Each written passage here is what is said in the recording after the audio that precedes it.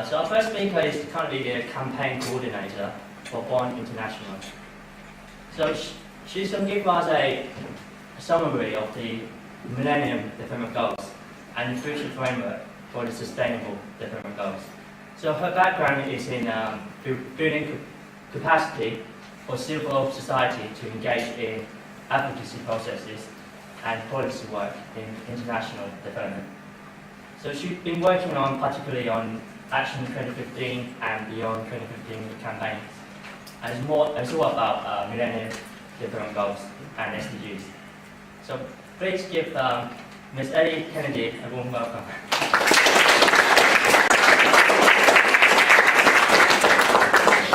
Hi everyone, good evening.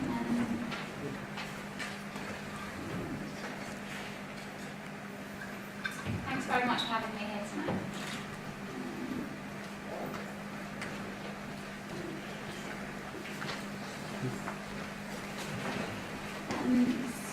So, just for my own understanding, how many people in the room are familiar with the Millennium Development Goals? Okay, almost everybody.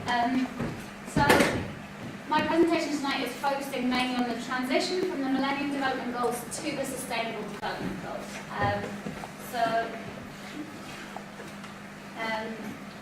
Yeah, just for everyone's main awareness, the Millennium Development Goals, here we go, got them up. We're a set of 8 goals that were identified in 2000 by the UN, Secretary General. A set of goals to basically focus all of our development efforts for the next 15 years on what kind of development organisations, aid organisations should be focusing on in all of their overseas aid work. So as you can see here, some pretty broad topics. I think we probably all agree that they're important, but they have received a lot of criticism despite the progress that has been made on them. Here are some nice quotes. I think the middle one is probably the most appropriate for the Millennium Development Goals. The setting of utopian goals means aid workers will focus efforts on infeasible tasks instead of the feasible tasks that will do some good. So, whilst they were a positive starting point as to how we focus our efforts to basically eradicate inequality and poverty together, a lot of people felt that they didn't necessarily go far enough, they weren't sophisticated enough in sort of bringing our development efforts together and really tackling the heart of the problem. So some of the main criticisms of the goals, what they focused on them rights. So they were looking at the kind of lowest common denominator of what populations in developing countries needed without actually thinking about empowerment. So just handing education to people on plates without actually thinking about what that really meant. There was also a lot of criticism about the fact that they were developed in a New York office by a lot of white men in suits without much consultation of anybody in the countries that they would actually be targeting or affecting. Again, I think something that might be pertinent to the room here now is that they focus on 8 broad areas, but there are some key areas that were definitively left out of these goals, namely peace and peace building. So that was a big criticism, and equally on governance and corruption, which again is a problem that a lot of countries face around the world, and it was just completely left out. And that goes back to the last point about the fact that they're diverting funding from other areas. All funding is just focused on some of these core sort of needs-based areas rather than thinking more about the long term. How do we build accountable governance? I like this quote by Dan Brown. The communication potential of the SDGs is one thing, but their statistical robustness is another matter. The advantage of these things is that they're easy to communicate to the public. They're easy to demonstrate, look, we're working to eradicate extreme poverty and hunger. How do we actually go about measuring that? There are no real measurements for this, and there's no real accountability there. As it says here, we can move along the overall development agenda with this, but we're not necessarily creating sort of the robust, holistic kind of development that we'd like to see. regarding the last point, the goals are completely apolitical. They're not looking at the way, they're not looking at the power dynamics that come into play in what is currently a very unequal world. So a lot of criticism there.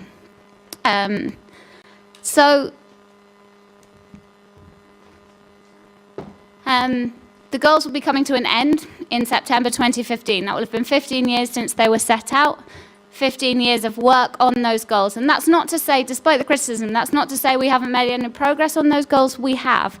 But given the amount of criticism that they received, particularly, I think, probably most fundamentally, the criticism that they did not involve, in their setting up, they didn't involve populations from the countries in which they were affecting. A lot of work has been done to think about what will the next set of development goals look like. And yeah, I think there's broad agreement that the MDGs, whilst they did, as I say, whilst they did provide focus areas, both for aid agencies and for governments, they were both too narrow in their focus, not including peace, not including accountability, not including governance, but also too broad. Again, as I say, eradicating extreme poverty. That's an endless, infinite task.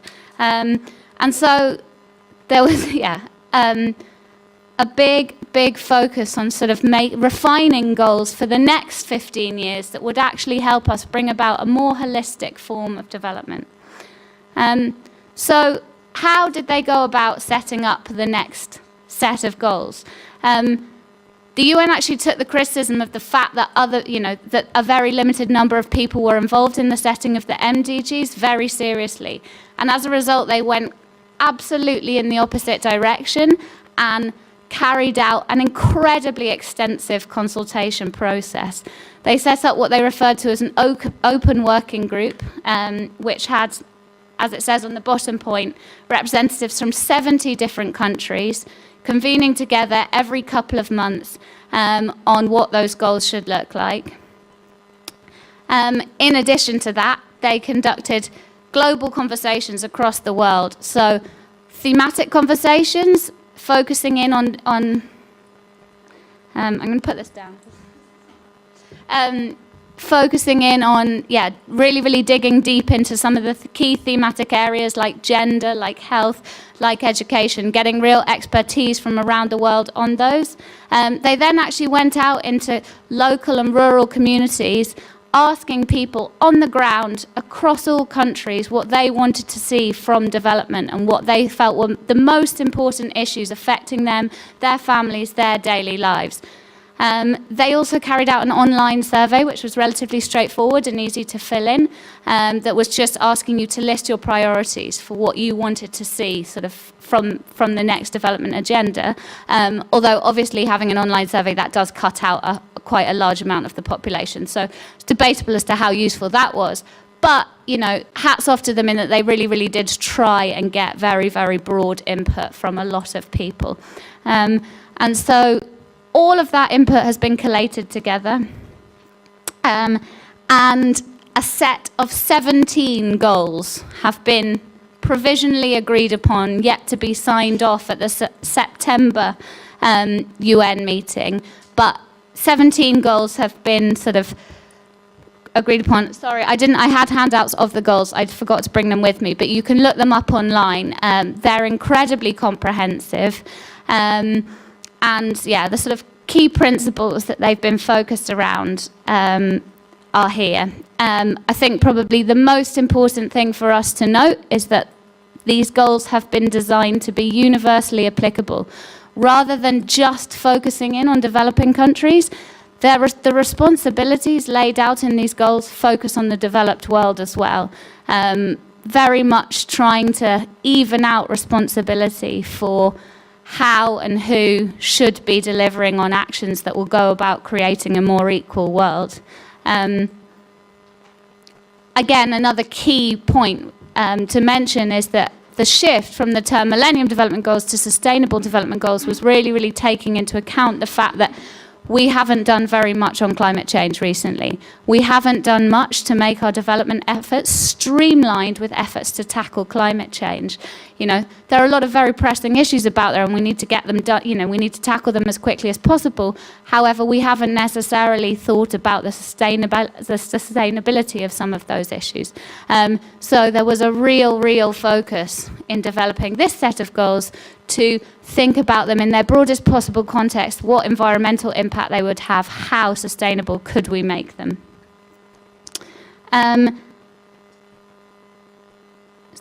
Yeah, there's been some controversy over, actually no, I'll come on to that in a second.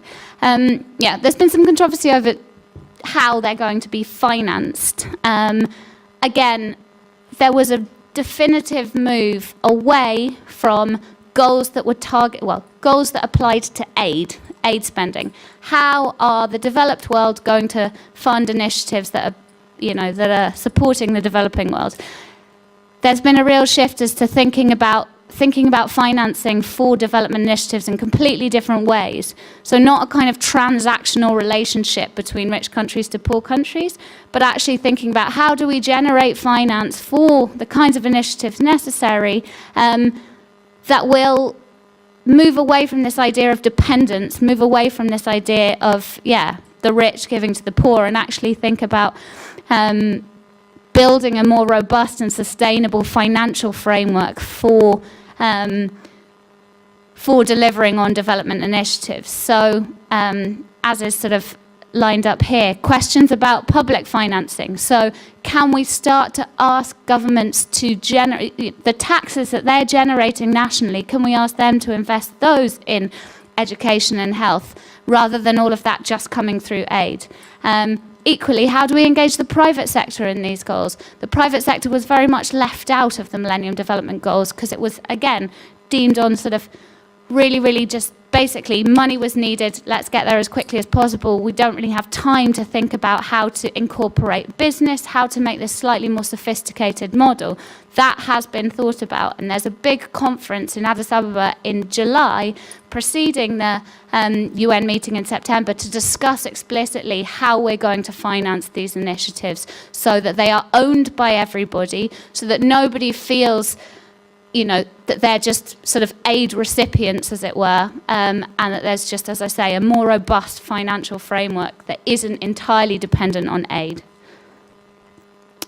So how have they been received? This is quite critical in terms of ensuring buy-in from the whole world, from all governments, from all aid agencies, from all initiatives, to ensure that, you know, everyone's on board with these, they commit to them, and they streamline their efforts.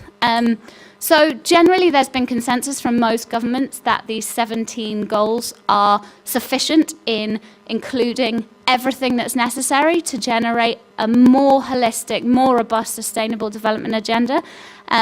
However, there have been a couple of pushbacks from a couple of governments saying that 17 is too many.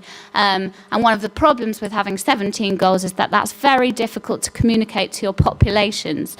You know, I mean, the Millennium Development Goals, you know, certainly not many people in the UK will have heard of them. Trying to communicate 17 goals to the UK population, I think, would be pretty challenging. And so lots of governments were saying, no, we need to really kind of hone them down. Even the UK, yeah, David Cameron explicitly said that he wanted 12 goals at the most because that would make it easier to communicate to everybody involved. A lot of criticism on that was that he basically, from the 17 goals that have been agreed upon, wanted to drop the ones that he didn't want to have to deliver on, namely climate change. There's a whole goal in there about reducing CO2 emissions, fossil fuels, etc.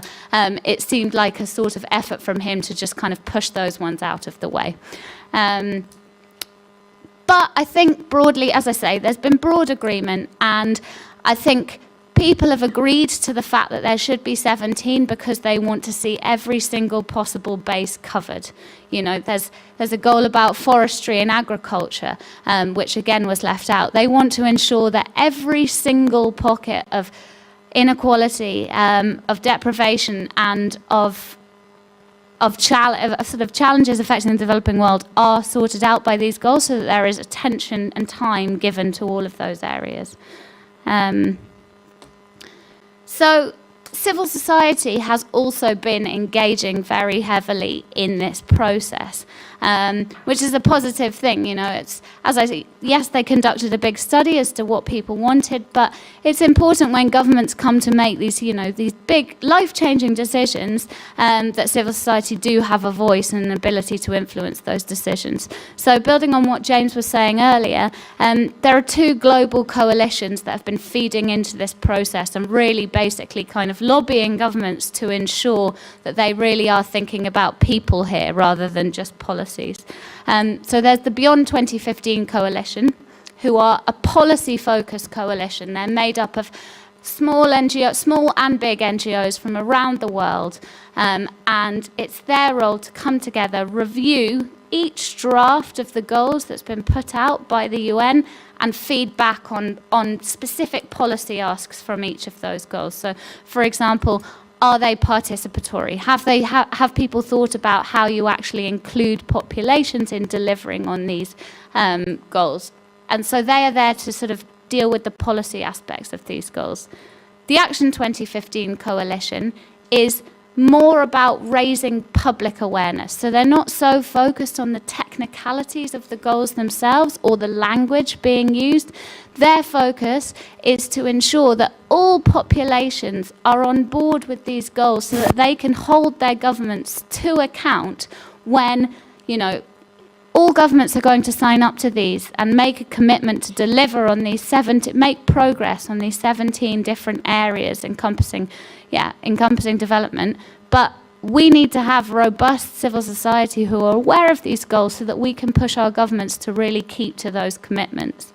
As it says here, the kind of tagline of the Action 2015 campaign is that we're united in our focus to make 2015 a huge breakthrough moment, both for people and for planet.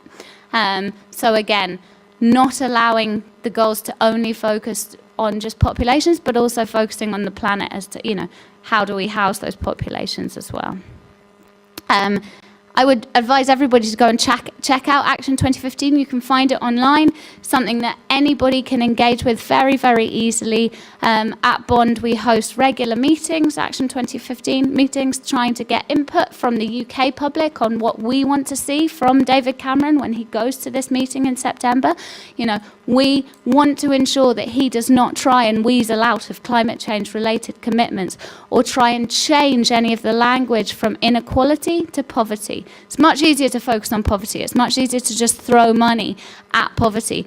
If you're focusing on inequality, you're changing the balance there. You're looking at how rich countries have to maybe sort out where their sort of priorities lie. So again, we want to ensure that he does not renege on any of his commitments. It's the same for other countries signed up to the campaign. They want to ensure their governments can be held accountable to these. So what are the next steps for these goals? Yeah, as we mentioned, the UN General Assembly in September will be the definitive sign-off of these goals. And if there are any major pushbacks on the goals that are currently being proposed, they should become clear in the next couple of months. There's been lots and lots of civil society pressure around different kind of thematic days and events. So it was International Women's Day last weekend. The Action 2015 Action 2015 national campaigns around the world riled round International Women's Day to ensure that gender remains front and centre of the Sustainable Development Goals. Equally, I'm not sure if there's an International Day of Peace. I would imagine there is. The Action 2015 will rile around that day in order to ensure that peace remains important within these set of goals. The Climate Coalition, they had a big march last weekend as well. Again, lots of Action 2015 representatives there to ensure that climate doesn't fall off the agenda with these goals. So if everything goes according to plan, then these goals will come into play in January 2016. All governments attending the UNGA meeting in September will be sign up and beholden to those goals. And it is up to them to basically use those goals to shape their priorities shape their priorities as to how they're going to deal with global inequality and global poverty measures for the next 15 years. There's also, just to add on to that, as again James mentioned, a big meeting in December in Paris to look at sort of the more technical aspects of climate change commitments. So whilst all of the goals are trying to focus on sustainability, we do need some of the technical commitments that come with governments really committing to changing their current climate policies. So that meeting will be conducted in December.